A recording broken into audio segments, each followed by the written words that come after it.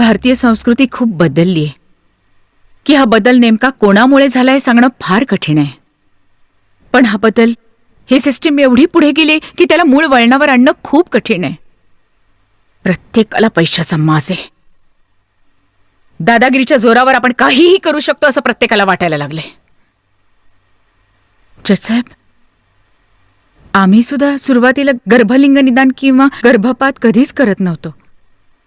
पण त्या आमदारांनी आम्हाला ते करायला भाग पाडलं. का? तर वंशाचा दिवा पाहिजे म्हणे. इथे बसलेल्या प्रत्येकाला आई पाहिजे, बहीण पाहिजे, पत्नी पाहिजे, मैत्रीण पाहिजे, पण मुलगी मात्र नको. का? तर वंशाचा दिवा पाहिजे.